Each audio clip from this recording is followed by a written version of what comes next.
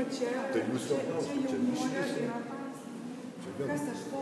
Kas dirbu kažkur, tai kad aš galėčiau kažką gauti.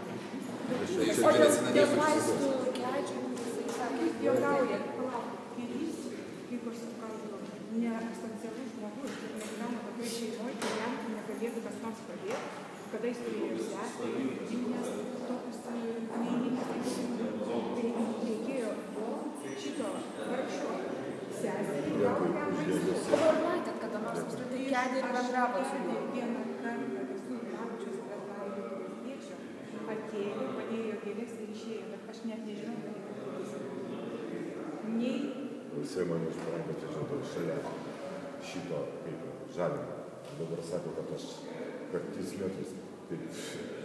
Per tiesiog šautuvą jums susakė. Tai kad aš daugiau paklausiu, kaip sakau, namas, tai apie ką, tu kam nereikia? Žodžiu, vaikas jau... Čia specialistas yra. Čia sėdėjo žmogus, kaip jisai man sakydavo, sakau, kaip mokytas. Tai sakau, aš Remundėlį baigiau, sakau, universitetą, tokį kalėjimą, sakau, kad man iš bet ko jis. Čia žodžiai. Ir aš jam sakydavau, eik tik tai su keliu, jeigu tu kada nukrypsi, bloga, mano numeris bus uždarytas. O dabar, ką jisai išsižioja šiandien apie tuos jūsų draugus iš kalėjimo? Nieko nesuprantu. Iš viso. Tokį vardą aš ten 3 kartus klausau apie ką. Nenorim kalbėti. Čia yra kalbėti, tegu paima iškeičia, tegu tos, jeigu ten draugė čia.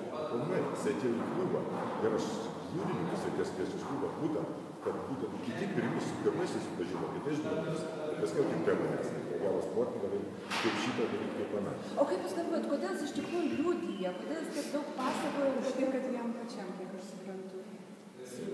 Čia tik tai su baltarusiais susijęs? Ne, taip, čia kažkas turi interesų aukščiausią. Čia jūs puikiai viską suprantat patys.